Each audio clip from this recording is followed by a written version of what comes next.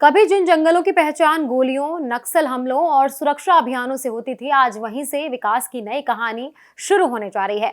बक्सर के नेतानार से आज केंद्रीय गृह मंत्री अमित शाह एक ऐसी योजना की शुरुआत करने जा रहे हैं जो सिर्फ सरकारी योजना नहीं, बल्कि बदलते बस्तर की नई तस्वीर मानी जा रही है। अब सुरक्षा कैंपों में बंदूकें ही नहीं, बैंक, अस्पताल और डिजिटल सेवाएं भी देखने को मिलेंगी। छत्तीसगढ़ के बस्तर इलाके में आज एक बड़ा बदलाव देखने को मिलने वाला है। केंद्रीय गृह मंत्री अमित शाह नेतानार से जन जन सुविधा केंद्र मॉडल की शुरुआत करेंगे। ये योजना इसलिए भी खास मानी जा रही है क्योंकि जिन सुरक्षा कैंपों को कभी नक्सल विरोधी अभियान के लिए बनाया गया था, अब उन्हीं जगहों को आम लोगों की सुविधाओं के केंद्र में बदला जाएगा। सरकार का कहना है कि अब इन कैंपों में गांव के लोगों को बैंकिंग, आधार, स्वास्थ्य, डिजिटल और सरकारी सेवाएं एक ही जगह मिलेंगी। यानी अब लोगों को छोटी छोटी जरूरतों के लिए कई किलोमीटर दूर ब्लॉक या जिला मुख्यालय नहीं जाना पड़ेगा। बस्तर के कई गांव ऐसे हैं जहां आज भी बैंक, अस्पताल, इंटरनेट और सरकारी दफ्तर जैसे सुविधाएं बहुत कम हैं। कई बार लोगों को सिर्फ एक प्रमाण पत्र बनवाने या बैंक का काम करवाने के लिए पूरा दिन लग जाता है। इसी परेशानी को खत्म करने के लिए ये नया मॉडल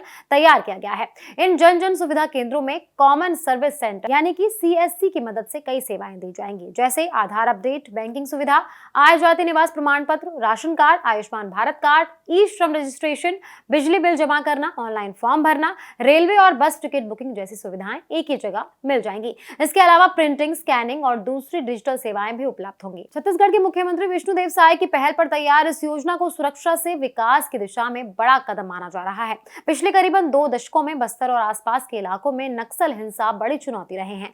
हालात संभालने के लिए केंद्रीय सुरक्षा बल और राज्य पुलिस के कई कैंप बनाए गए हैं। इन कैंपों ने सुरक्षा के साथ साथ सड़क और प्रशासन की पहुंच बढ़ाने में भी मदद की है। अब जब कई इलाकों में हालात पहले से बेहतर हुए हैं, तो सरकार इन्हीं कैंपों को विकास केंद्र में बदलना चाहती है। योजना के तहत युवाओं के लिए कौशल विकास प्रशिक्षण, रोजगार मार्गदर्शन, खेती से जुड़ी जानकारी और सरकारी योजनाओं की मदद भी दी जाएगी। सरकार की योजना है कि आगे चलकर इन केंद्रों में उचित मूल्य दुकान, पेयजल सुविधा, इंटरनेट, सामुदायिक बैठक स्थल, स्कूल और छात्रावास जैसी सुविधाएं भी जोड़ी जाएं। यानी ये केवल एक सेवा केंद्र नहीं होगा, बल्कि गांव के विकास का नया केंद्र बनेगा। स्वास्थ्य सेवाओं के लिहाज से ये पहल बहुत महत्वपूर्ण मानी जा रही है। बस्तर के कई गांव आज भी अस्पतालों से कई किलोमीटर दूर हैं। ऐसे में अगर गांव के पास ही प्राथमिक इलाज और जांच की सुविधा मिलेगी, तो इससे महिलाओं, बच्चों और बुजुर्गों को सबसे ज्यादा राहत मिलेगी।